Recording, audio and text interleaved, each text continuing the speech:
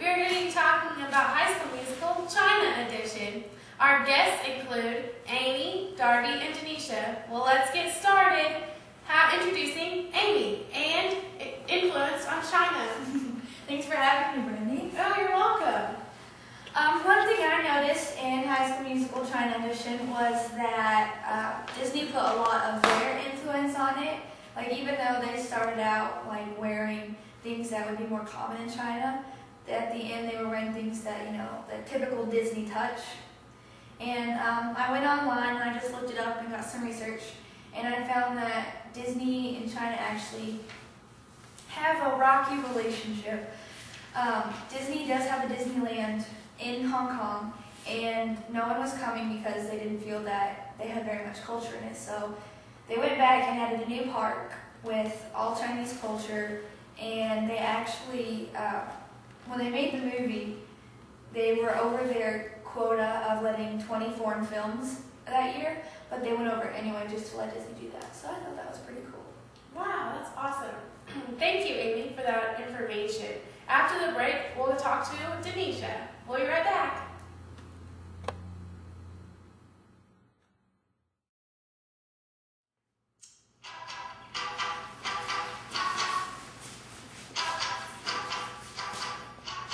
Welcome back. Now we're going to meet with Denisha, and she's going to talk to us about educational backgrounds. Hey Brady, how are you? I'm good. How are you? Great. Our viewers have some questions for you. May I ask you? Of course. What are some differences between Chinese and American education? Well, Brady, what I noticed while watching the movie was the strict background that Chinese culture has versus the American culture. The pressure is really on for their students to do well. Do the two movies focus on the same details? Actually, no. In the original version of High School Musical, the students are more likely to focus on their extracurricular activities, versus in the High School Musical China, they really go for getting their studies down first. Were any scenes changed because of education or cultural morals? Well, many people who've seen the original version before they see the Chinese version wonder why it's college dreams instead of high school. And really it's because they're not allowed to portray relationships with the opposite sex in China before they're in college. That really brings out the differences in their educational focus. They really have to stay focused, so there are no outside relationships. Thank you, Denisha. After the break, we're going to be with Darby, and we're going to talk about the Chinese culture in the movie.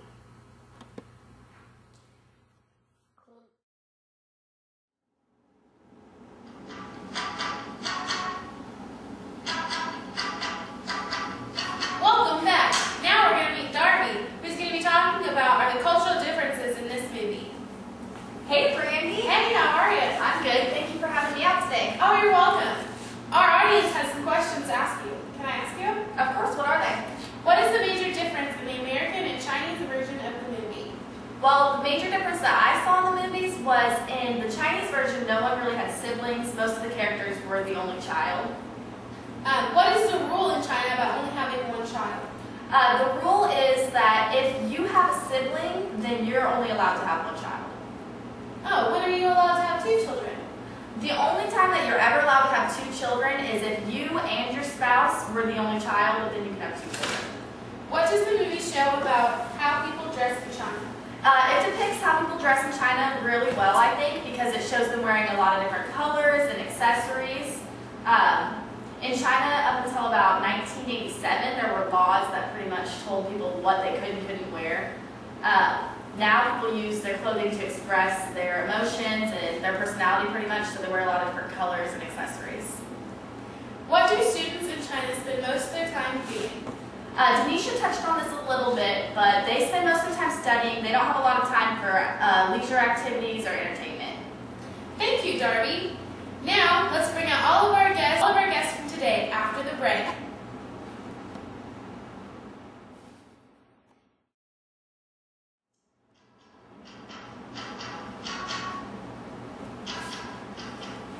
Welcome back. Before we bring out all of our guests, I would like to inform our audience what you all are going home. High School Musical China Edition!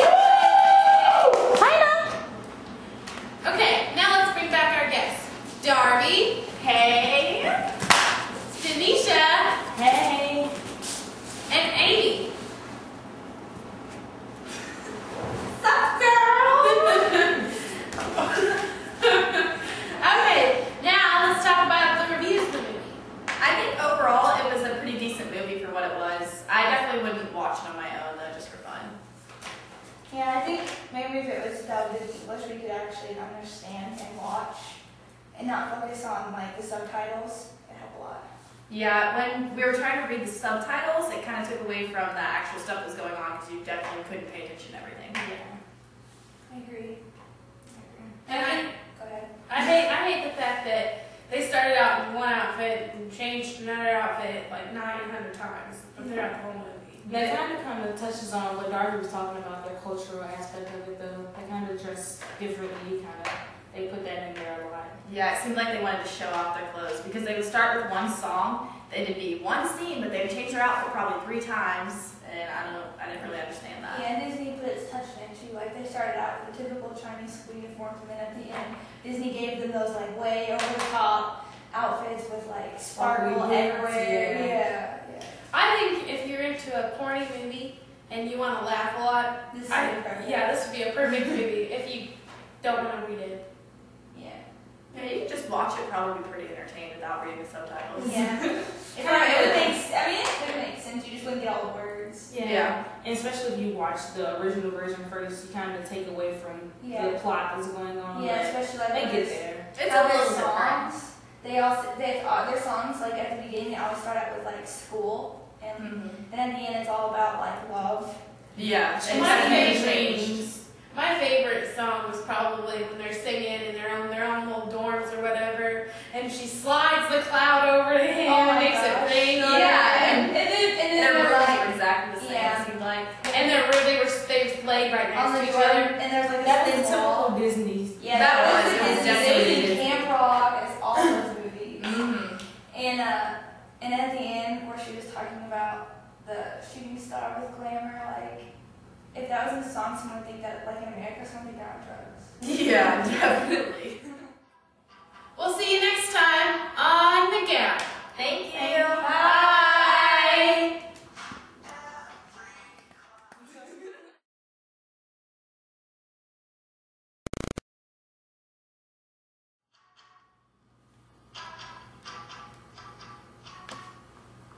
Welcome back. Now we're going to be talking to That's okay, I didn't catch the music anyway. Are you ready? No. I'm ready to press this I button. said cut. I need my makeup. Oh, okay. Stop crying. Thank you. Now, after the break, we're going to just meet with Darby, and she's going to talk to us about